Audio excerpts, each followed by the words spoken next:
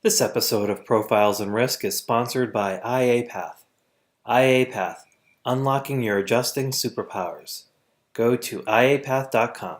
This is Profiles in Risk.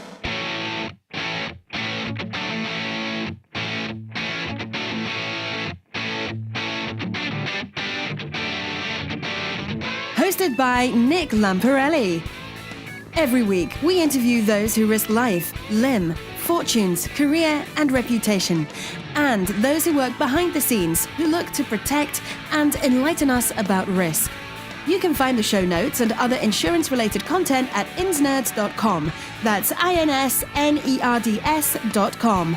Now, on to the show.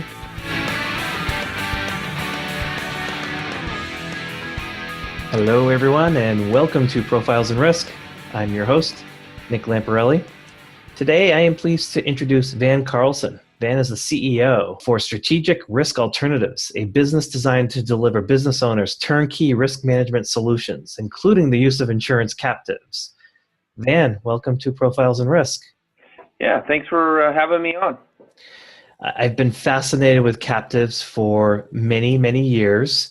I remember taking vacations or going up to trips to Burlington, Vermont, and noticing how many insurance companies were up there and, everything that goes on with captives, but it's such a secret world. And so I want to learn more about strategic risk alternatives and captives. So I think to start, in your words, give us a brief description and explanation of strategic risk alternatives. Yeah, sure.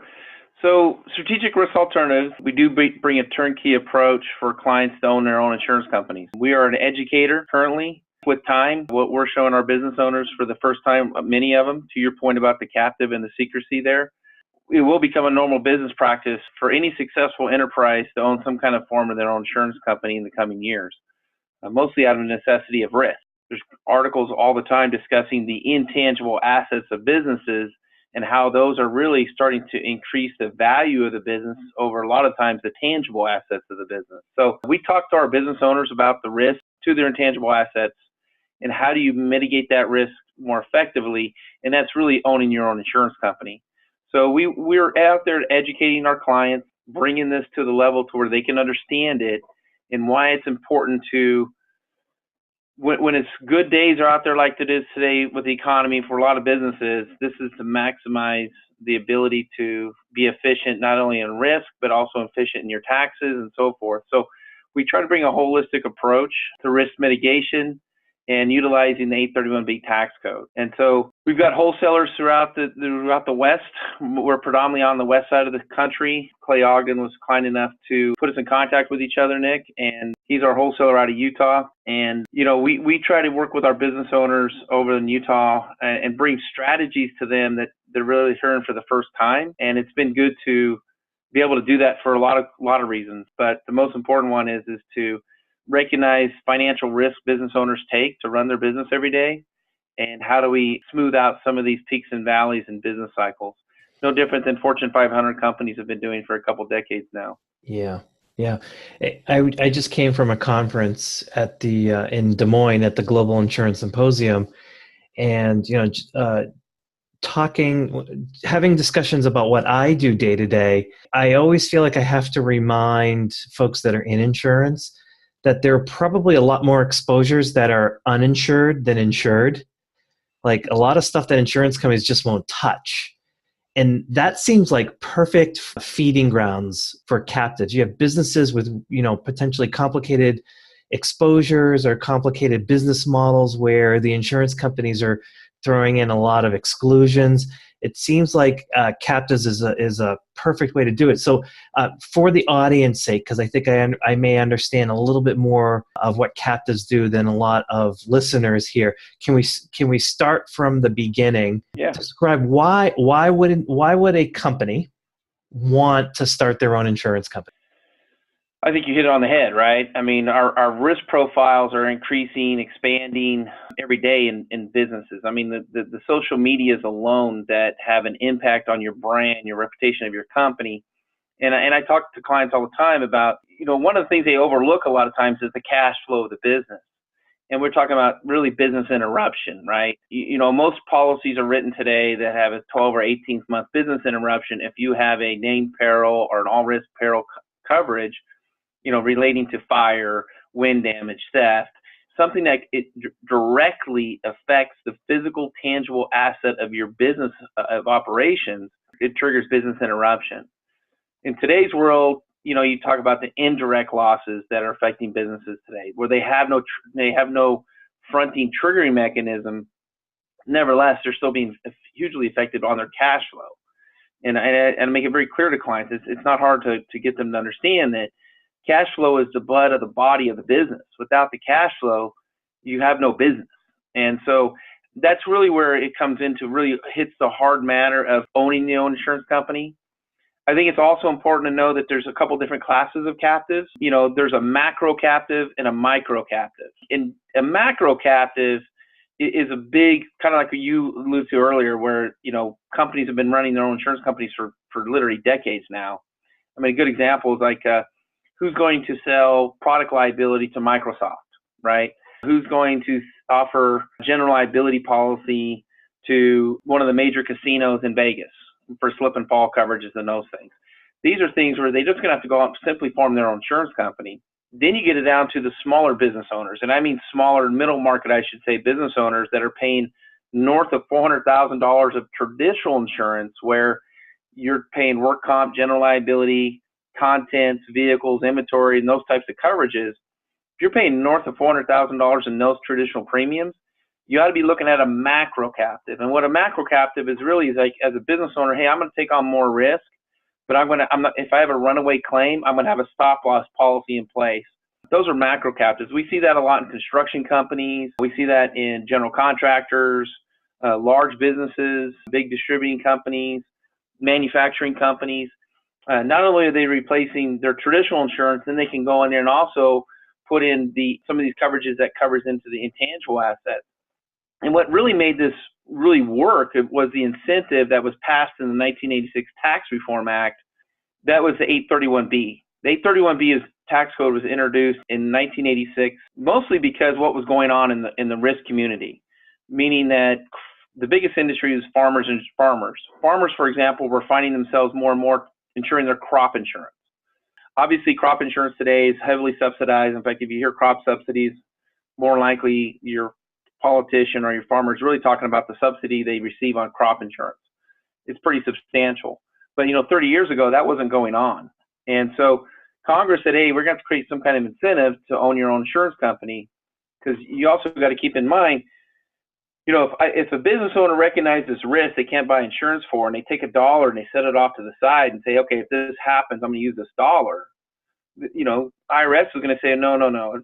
Self-insuring risk is not a deduction. So that becomes very complicated, right? Meanwhile, the business owner still has the risk. So Congress came out and introduced through the 1986 Tax Reform Act, 831B, and the incentive was this.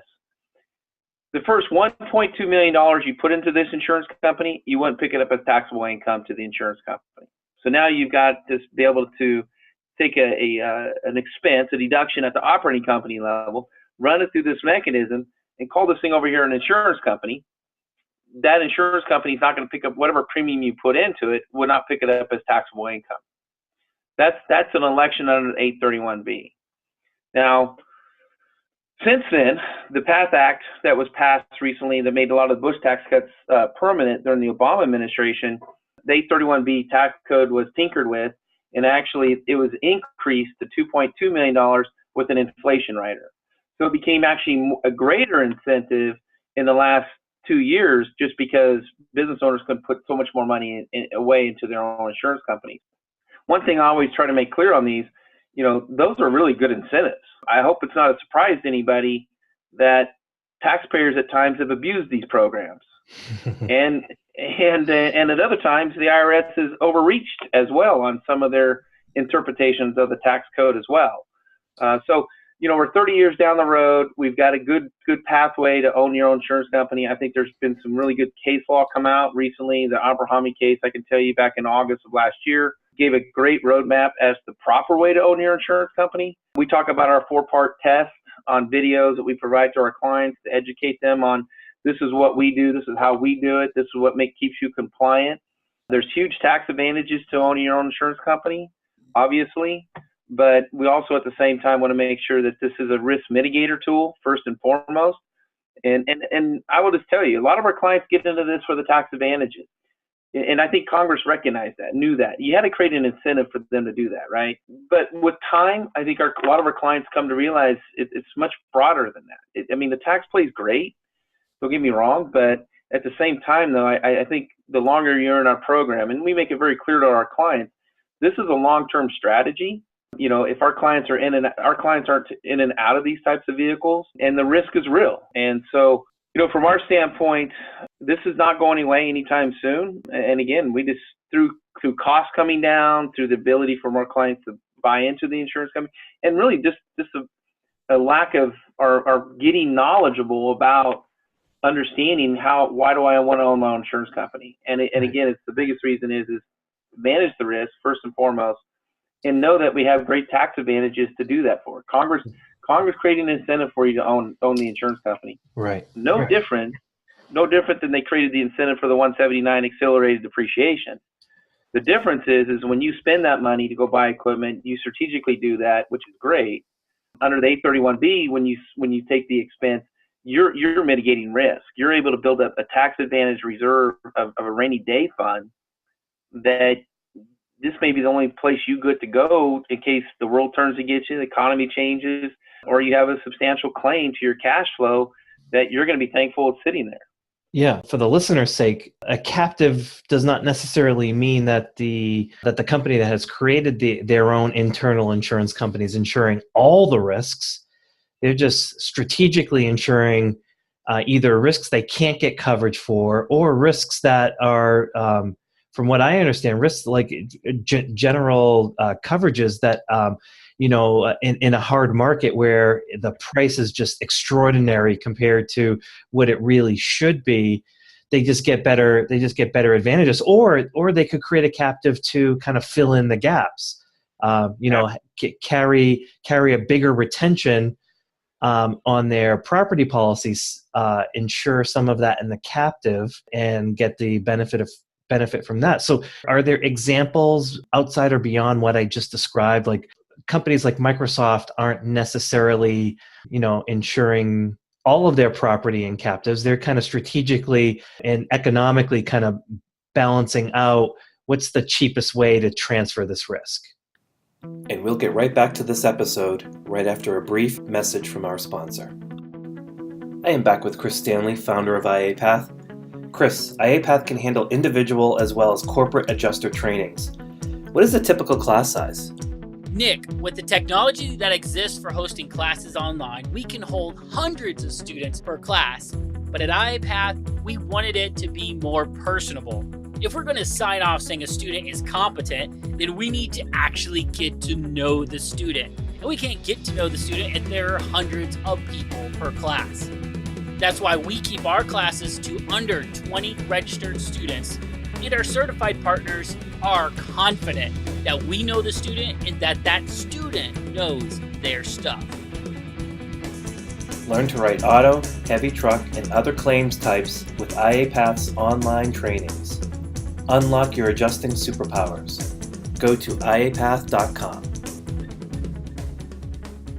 Are there examples outside or beyond what I just described? Like companies like Microsoft aren't necessarily, insuring all of their property in captives. They're kind of strategically and economically kind of balancing out what's the cheapest way to transfer this risk. Well, and in some ways, they don't care about the deductions. They have to build a war chest, and the best way to build a war chest is with pre-tax dollars versus after-tax. I mean, think about intellectual property that company has to defend every day, and it costs them a lot of money, right? So in those good years, just to be able to put away funds to be able to fight the wars down the road is a big deal, and that's really where. Like right now in today's economy, things are really well. I mean, 3% unemployment, it's crazy right now. I mean, businesses are doing well.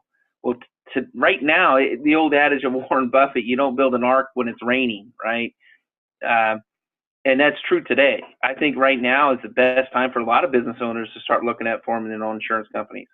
And I want to hit on something you brought up just a second ago about the macro captive. When you look at macro captives that are doing the work comp, general liability, and so forth, and you got big insurance companies out there, Zurich, AIG, Travelers. I mean, they're doing big commercial policies, and they're obviously some of the strongest financial institutions in our country. But when you got a business owner, let's say, paying $500,000 a year in traditional insurances, you can expect between 30 and 40% of that premium. It just goes towards the adminning of those companies.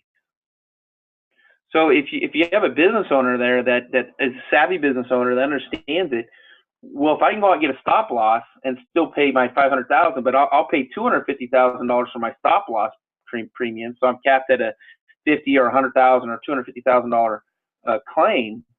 I'll just put this other. I was already spending $500,000, so for me to take $250,000 and put it into my own insurance company, I'm already spending the money. It's just that I'm banking that I have better loss control, I have better loss prevention, I have better educated employees than anybody else in my industry or normal to what my industry is. So why won't I just take on that risk myself? I've got the big claims handled. I got the catastrophic, I got the runaway claims taken care of through stop losses. Those are strategies to me that, man, it's like looking at clients, the healthcare, the businesses that are not looking at self-funded healthcare plans every year that have 50 to 100 or more employees. They owe it to their company every year to be looking at self-funded healthcare plans. It's no different than looking at self-funding risk under those traditional insurances. So the macro captives, I mean, that space has only begun, and really, because to your point too, it keeps the big insurance companies in check, because if they keep charging more and more cost due to technologies, due to reinsurance companies, due to the availability of guys like us, third-party administrators to administer their insurance companies, there's going to be more and more businesses that can simply replace their traditional insurance. And I think that's only the beginning. I mean, we're at the, because there's just so internal, you're talking 100-year-old companies that are out there. Well, they just have so much internal cost today. And let's be honest, the upper echelon of executives in these companies, they're pretty, I mean, they've been settled in pretty well. I mean, they have billions of dollars of reserves. I mean, they're sitting on, they're getting fat and sassy, which, hey, I'm good for them. But it does open the door for other opportunities down the road, so you don't have to think about things like you used to be able to think about them. I mean, like everything else in the world, everything changes. The insurance industry is an extremely seasoned industry. However, there are opportunities and pockets in there due to technologies that allows these business owners to start to take on more risk themselves versus, hey, I have all these claims. I'm not turning them anyway. I'm still absorbing them because I don't want to either get rate increases or get non-renewed.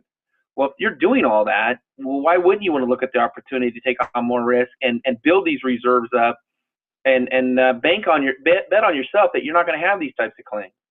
So I'm excited about the macro captive space a lot, but just as important as the micro is the small to middle market business owners that have probably greater exposures to risk they can't buy insurance for. They're poorly and are inadequately covered. And I can tell you right now, cyber is probably the biggest one out there. Besides brand, supply chain risk, indirect loss, contingency, business interruptions, political risk today is getting out of control through regulations, through stoppages, and then to add dispute resolution on top of that, where we're in such a huge litigation situation where business owners all the time look for the general liability policies to cover themselves in disputes and arguments. A lot of times they find themselves not being covered, unfortunately. And so, again, these are risks that small to middle market business owners, if they don't prepare them correctly, they find themselves out of business. There is a statistic out there that says if a small business owner, which is more subject to cyber breaches than major companies are, if they were to be breached just because of the notification, 60% of those businesses are out of businesses in 8 months. Within 2 years, 75% of them are out of business. And it really has to do with because, anytime those breaches happen, anytime you get into the social media or the local networks and you're having negative publicity to your business, it's going to contract your cash flow. So you get the double negative going on. You got a contraction of cash flow, but you got expenses going up.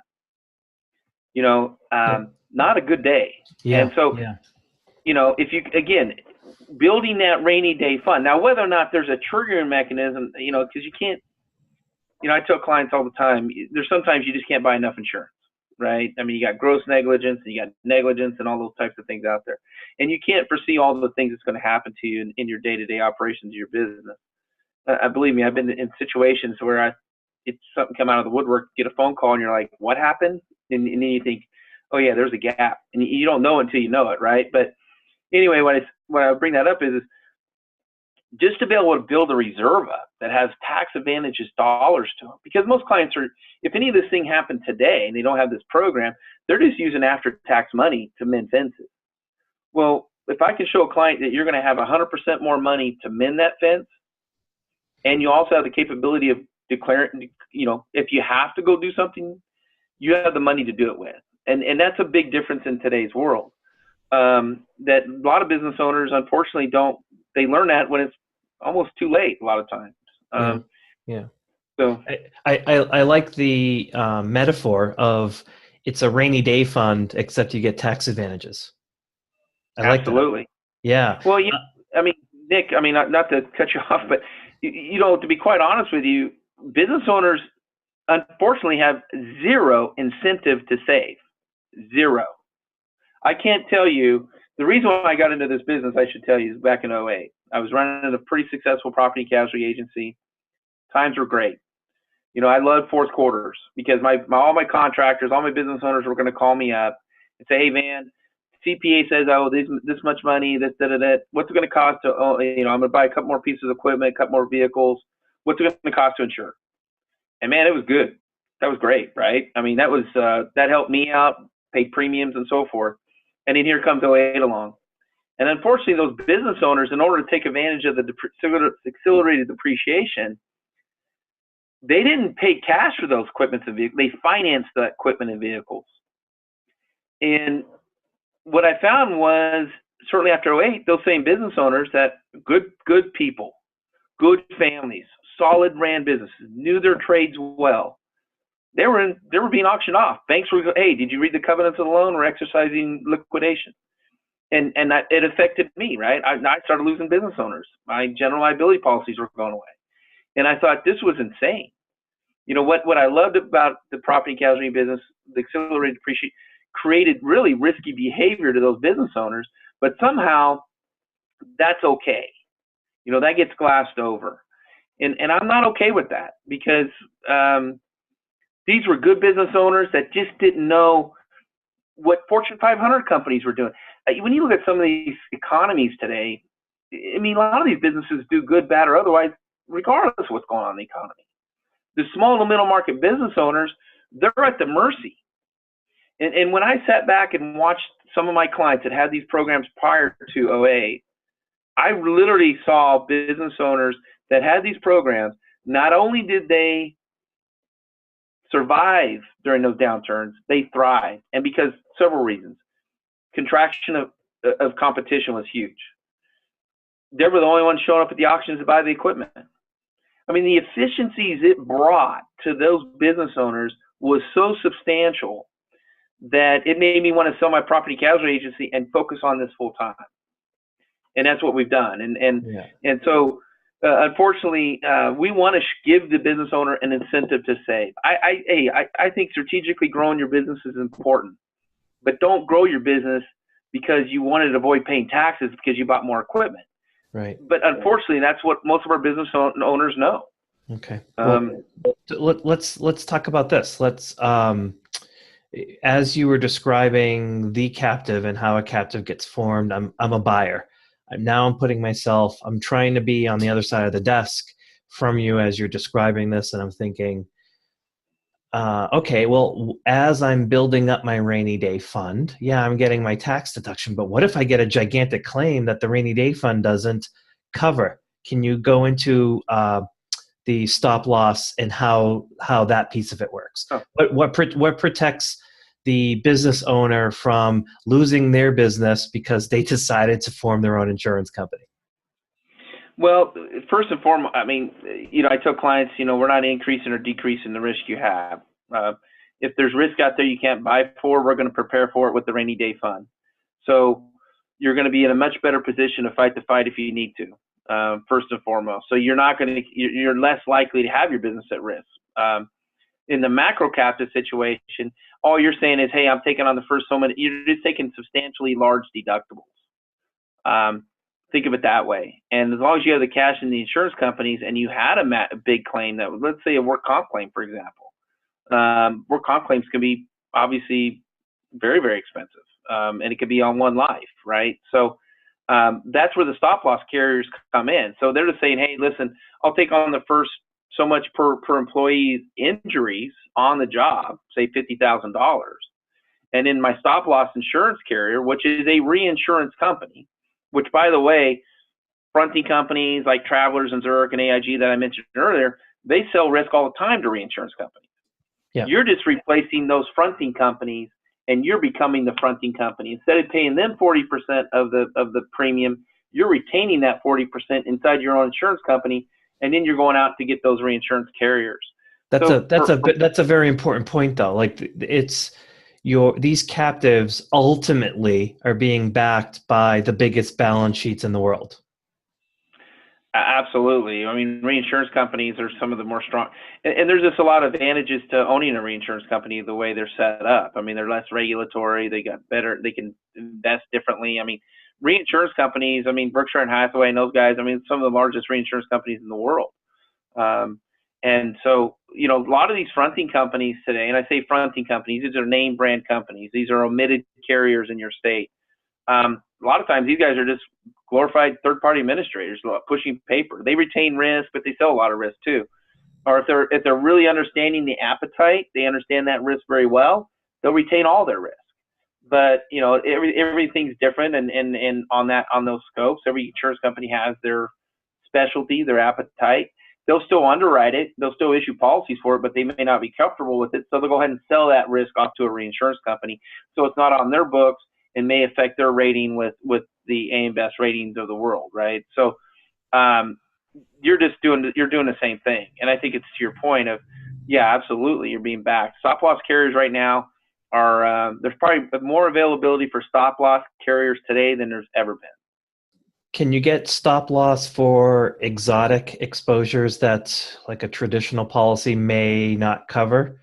I'm specific. I know there are cyber policies out there, but you had mentioned how critical it was for a small business in the micro sense to have cyber coverage. But I'm thinking any kind of exotic coverage that just, it's not, the homogeneous fits in the box ISO type of form. How difficult is it to get stop loss coverage for things that are just more difficult to understand the risk? It's pretty tough. I mean, obviously Lloyd's of London has got appetite for a lot of different risks. I would tell you that there's probably no risk they wouldn't entertain. However, when you look at the individual insureds, the operating companies, that's where it becomes more complex. So I would tell you that what we bring our clients into the micro captive, the smaller arrangements of captives, it's mostly that there is a pooling mechanism in place. We have to have this thing called the distribution of risk, the law of large numbers. Strategic risk alternatives, and we have a video that shows this. And again, it gets back to our 4-part test of owning an insurance company to elect under the 831B tax code. We do create a pooling mechanism. So we do internally start to build the reserves up with our business owners to where really the pool is taking on more of the risk for all these different insureds. We use fancy terms like facultative clauses and treaty clauses in our agreements. Our clients, insurance companies, they're going to own 50% of their own risk, for example, in their operating company, and it's first dollar claim. And then it goes into a pooling mechanism where the remaining claim is paid out through the pool. And that's really where we increase the law of large numbers. I could tell you in our pools, I'll call them covered, we offer 11 different coverages for our clients currently. The supply chain, brand protection, foodborne illness, dispute resolution, political risk, uh, unauthorized access, all those, and there's a couple more I can't come up with right now. But so we create pools in every one of those. Think of those as silos. And as we add more and more insureds in those, we're also reinsuring those risks out there into these 831Bs. And we're able to create this pool that when a claim does happen to any one of our clients, this pool is going to pay a portion of this claim. However, it's mitigated because we have 80, 100, 200 companies in this pool.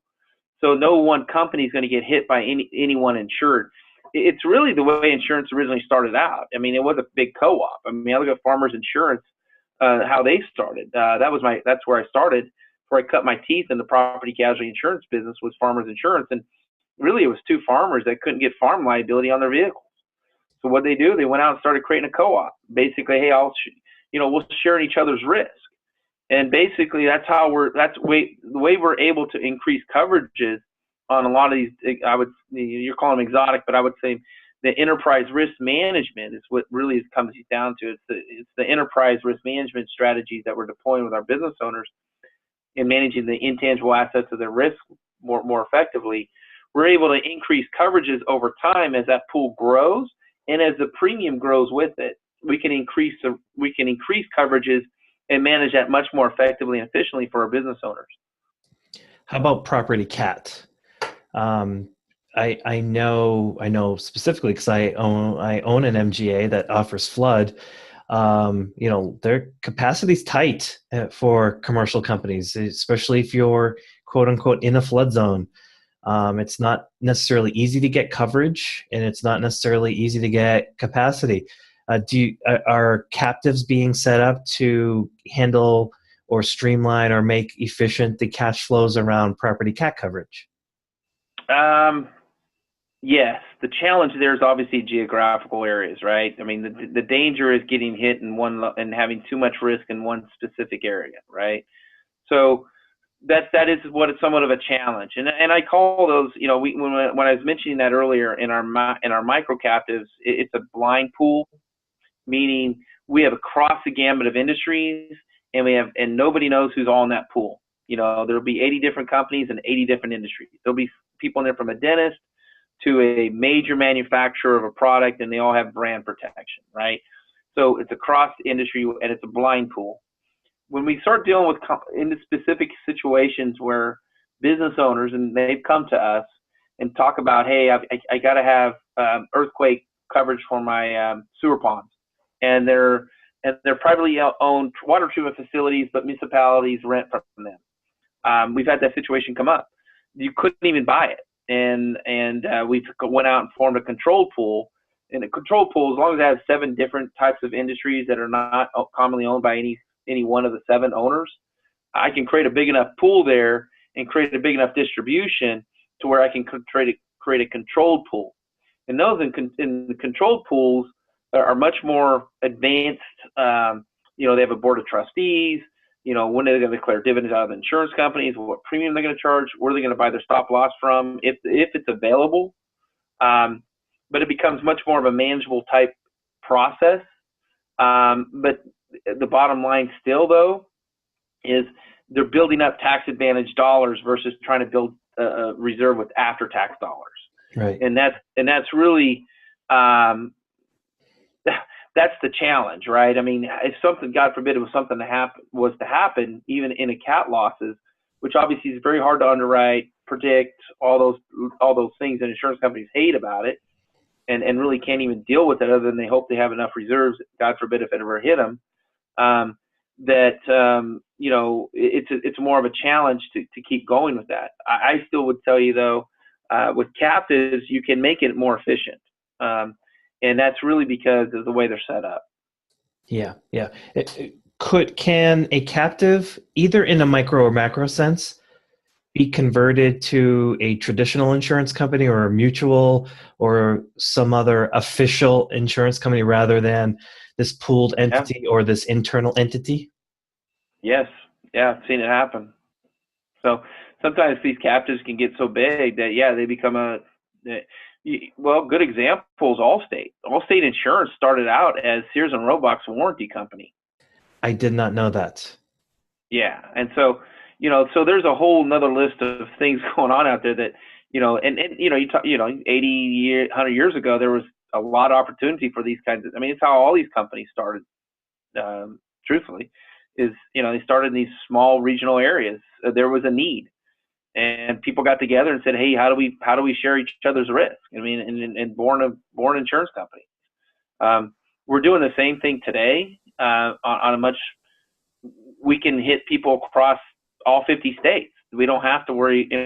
If I was going to go in and look at specific risks for earthquake and flood, and there was a cap on appetite, or they couldn't get enough contents coverage or inventory coverage in their properties, and they had some substantial exposure, maybe we can look at, okay, where else can we pick geographically in the United States where we can pull in some of these groups together and share each other's risk and create a control pool, and know that it's highly unlikely all areas would be hit in any given year at the same time.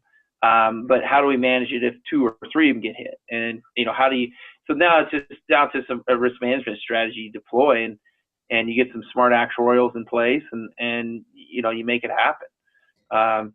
And you knock on wood, and you hope to God it never happens, and you build these reserves up that obviously build surplus over time, and you go to sell the business, you get to close the insurance company down, and all the premium you have in there, you get to pull out at capital gains, which is obviously lower than currently or lower than ordinary income rates. So you win on the tax side, but you also win during the time of your business, because unfortunately I get to this point where our business owners, they all want to sell their business, and who's going to be the buyer, and if you haven't prepared for some of these things, you're not going to have a business to sell anyway. So that's really the bigger picture for business owners, I think, is how do you go out to the sunset? There's opportunity there owning your own insurance company, obviously, and that's why some of the pressure the IRS doesn't like some of these things. They've been sold the wrong way a lot of times to business owners.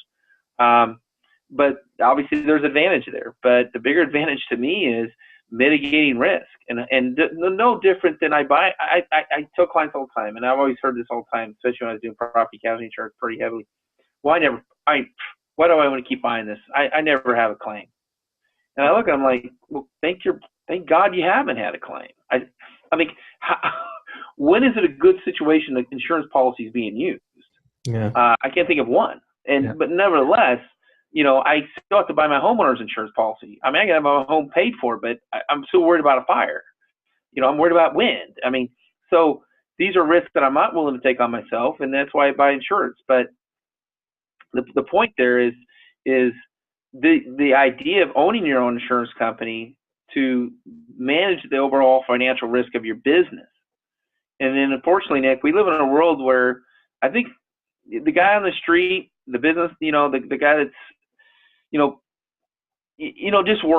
just working every day, going home, enjoying his family, doing all those things. I think sometimes it gets discounted because of the risk business owners take. I mean, business owners don't get to check out. They live with their business 24/7. And the thought and the thinking about it, laying in bed, worrying about things, never goes away. And sometimes, you wondered, why did you take all this risk to run your business? It would have been easier to go work for the government, right? I mean, get a pension and retire at age 60 and not worry about it. So to me, when you sit down with business owners and you educate them on not only the risks that they have on the books that they haven't experienced yet, or what's crazy, a lot of times I sit down with business owners, they say, you know what, I had a friend that happened to them and they're no longer here. I can go on and on with stories about that. And the longer you're around this industry, the more you're going to run into those guys. Yeah. But, so anyway, that's kind of where we're at on that. I mean, I love the business. We have the ability to bring real solutions to, I would tell you, probably above average business owner sophistication. I think it's one of the things that we make clear to our clients pretty early on. Who is our client? Our client is somebody that is probably more past their spinning period. They're not trying to keep up with the Joneses so much. They're in their mid-50s. They've worked hard. They got kids they want to make a transition to the business. They may want to be looking to sell to key employees. All those things, or just up front up just selling it. And I can't tell you how many times the business owners looked at me and said, "Man, I wish I had known about you 10, 15 years ago. I put every dollar, every dime I have ever made right back into this business. And I've done that because I didn't know anything else. I didn't know I could do anything else." And that's always frustrating to me to hear. And then we deal with CPAs, for example, and CPAs it's part of our greatest referral source, but they're also our greatest challenge. Unfortunately, in the CPA community, and I'm sure you got CPAs that listen to this, but unfortunately, a lot of business owners have been hoodwinked on who their trusted advisor is. Just based on the way the laws are written when it comes to taxation, it makes it very difficult for CPAs to consult with their business owners. A lot of times I find CPAs that a lot of times the business owners have outgrown them, but they feel loyalty to them, and they've stuck around with them. And I don't try, and I respect that. Don't get me wrong, but at the same time, this is your business. This is your family. This is your legacy. This is your way to go off to the sunset and enjoy your golden years. Unfortunately, CPAs in today's world don't advise their clients enough. And then when we do bring them tools like this, it's so far out of the box, and they're running with their head cut off half the time, just trying to meet their deadlines. They don't really sit down to educate and listen what we're doing and why this is a legitimate tax code. Unfortunately, CPAs tell their clients to do two things. Of course, they always tell me, "No, we never tell our clients to go buy more stuff." We never say that. Well, how does your client know all that all the time? Your client knows to go buy more stuff, so somebody told them something. And then, of course, the second one is go out and get a 401k. And that's the two big pieces of tax advice most business owners get today. Or go buy a building and do accelerated depreciation and all that good stuff over the next 39 years, all of which is good, but it may not always be this. I tell clients and advisors all the time, this is a tool in a toolbox. It may be the right tool, may not be the right tool. But for the fact that the business owners aren't aware of this, you're not doing your clients any favors. And that's kind of really, we're trying to get the message out of education and understanding it. Yeah, it can be pretty, the learning curve can be pretty steep. But at the same time, we're here to help with that curve. And we're not here to scare you or to make it so complicated that it's over business owners' heads.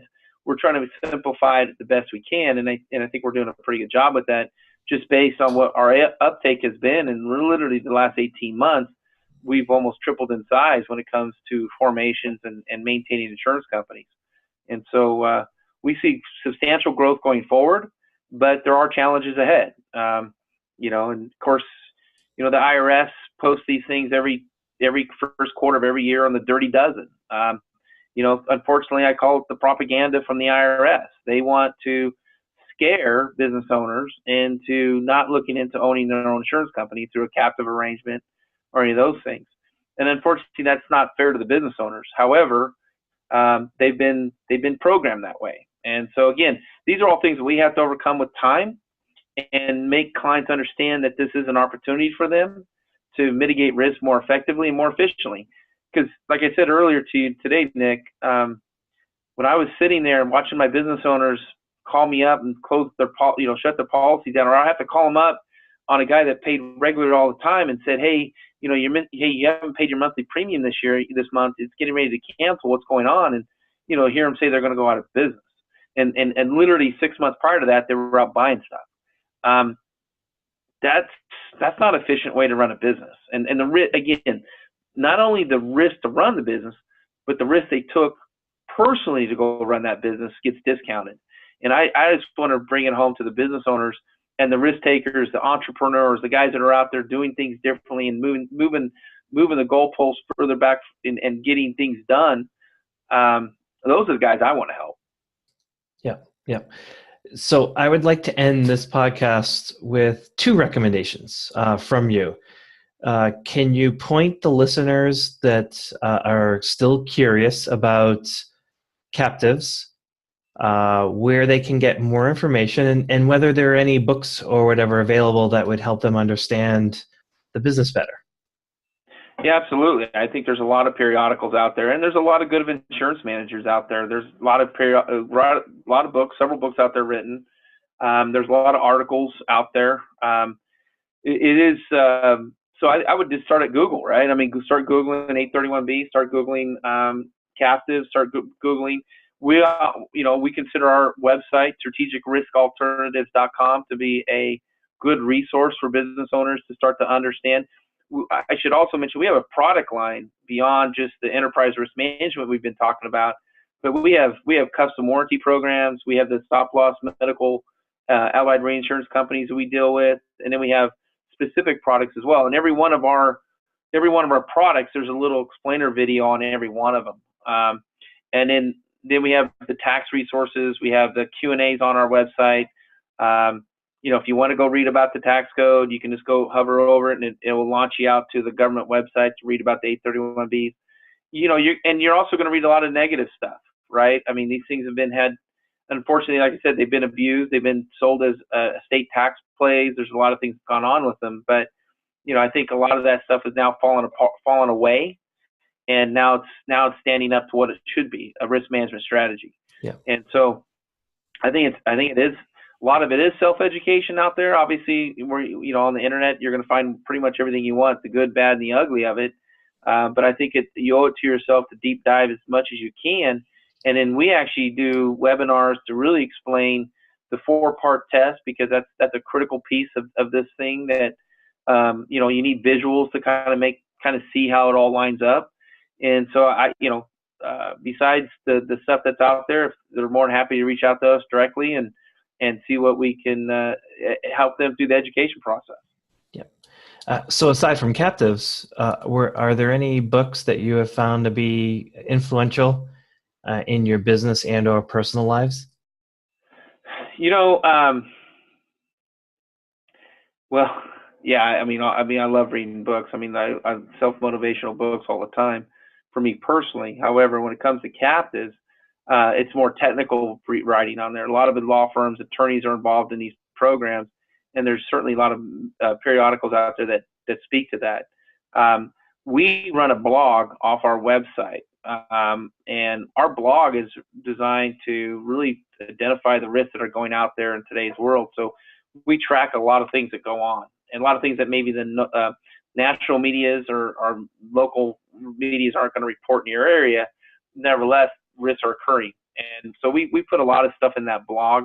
And I think if you were just to track that blog for a couple of days, you'd be surprised on what goes on around in the country, that it's locally reported, but not nationally. So you don't even know about it typically. But so I think it's, getting the education of the risk is obviously another big one. Understanding the risk you have and how do you mitigate it better today is critical to the survival of your business. Well, but for you personally, though, what's your favorite book? What book did you find to be especially useful just to shape who you are? E-Myth.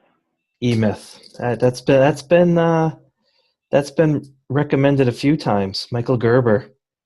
That's a very good book. Yeah, it made me see my day-to-day operations of my business in a much more in a big, broader sense than I ever thought possible. And I love that book. I'll pick it up and read it, And then, of course, the other classic one is The Rainmaker. I mean, I love The Rainmaker too. I mean, we're doing this podcast on Friday afternoons, man. That's the best time to get business done. So, it's all good, man. Yeah. But The Rainmaker is also another classic book. But I hope to write my own book one day. I tell clients, I should copyright it one of these days. But I always, they talked about retirement. I'm like, I don't think retiring anymore is about just checking out. I think retirement needs to be defined as owning your own time. And really, the smart business owners I work with, and I've learned from them, they do own their own time. And those are the guys that the business, they've been running the business, and the business hasn't been running them. Those are successful business owners, and those are the guys I like to hang out with and learn from. Yeah. Well, this has been great. I appreciate it. How can people reach you? I would tell them strategicriskalternatives.com. There's a lot of information on there. They can reach out to us directly through that website. I would really encourage them to go look, peruse through there. And then if they want some additional information, And then we're out there through LinkedIn, Facebook, all those good things. So however they want to reach out to us, they can call us directly if they want. Van, I'll put all of that information on the show notes for everyone. I'm very appreciative. Thank you so much. My guest this week has been Van Carlson, the CEO of Strategic Risk Alternatives. Van, thanks again. Thank you.